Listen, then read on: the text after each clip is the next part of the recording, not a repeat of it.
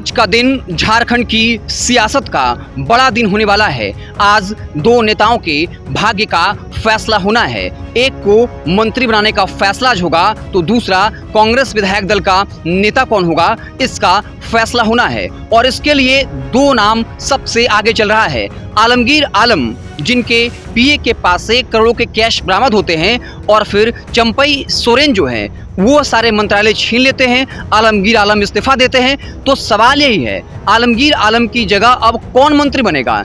राजनीति के जानकार ये कहते हैं चूंकि आलमगीर आलम के पास तीन बड़े मंत्रालय हैं, पंचायती राज, संसदीय कार्य मंत्रालय, ग्रामीण विकास मंत्रालय, ग्रामीण कार्य मंत्रालय, ये चार बड़े मंत्रालय हैं। तो इस बात की प्रबल संभावना है कि किसी अल्पसंख्यक को ही जो है ये मंत्रालय दिए जाएंगे। और इसमें सबसे आगे नाम चल रहा है वो डॉक्टर इरफान अंसारी हैं, जामताड़ा से विधायक हैं। दुमका से जब नलिन सोरेन की जीत हुई और एनडीए की प्रत्याशी, भाजपा की प्रत्याशी सीता सोरेन की हार होती है, तब विधायक इरफान अंसारी कैमरे पर आते हैं और ये दावा करते हैं कि वो जितनी वोट से जीती हैं उससे दुगना लीड जो है वो सिर्फ जामताड़ा विधानसभा से हुआ है। और वाकई में ये सच्चाई भी है।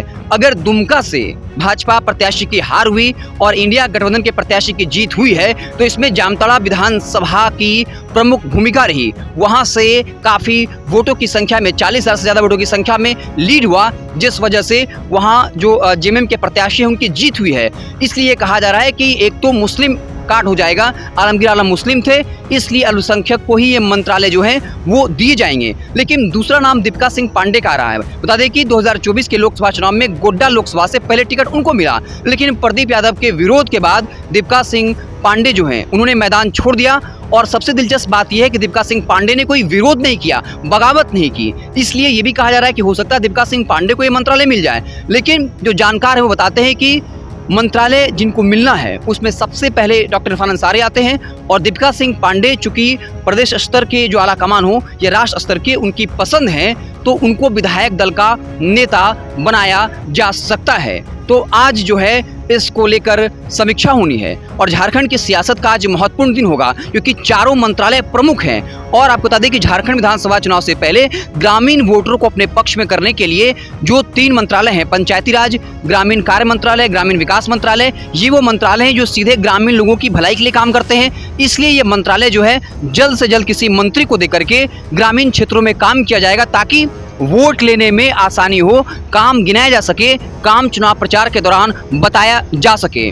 तो एक विधायक दल के नेता के पद पर दीपिका सिंह पांडे का नाम चल रहा है कि उनका मंत्री पद के नाम चल रहा है और डॉक्टर इरफान अंसारी का नाम चल रहा है। हालांकि हमें इंतजार करना होगा, जब समीक्षा बैठक होगी तो फिर क्या कुछ फैसला आता है। हालांकि अंतिम फैसला जो है वो दिल्ली से होगा। दिल्ली में जो आला कमान बैठे हैं, चाहे वो राहुल गांधी हो, प्रियंका गांधी हो, मल्लिकार्जुन खड़गे हो या और जो प्रभारी हैं, वो लोग मिल करके इस बात का फैसला करेंगे। लेकिन चूंकि पिछली बार जो है कांग्रेस विधायकों के अंदर फूट पड़ गया था पद को लेकर के, हालांकि कांग्रेस आलाकमान दिल्ली ने पूरे मामले को संभाल लिया था, इसलिए कांग्रेस काफी सोच समझकर इस बार फैसला लेने वाली है। इरफान अंसारी के बारे में चर्चा इसलिए भी क्योंकि आपको पता होगा प्रदीप यादव को गोड्डा लोकसभा से टिकट मिला और अपने पिता फुरकान अंसारी के लिए इरफान अंसारी ने एक तरह से मोर्चा खोल दिया।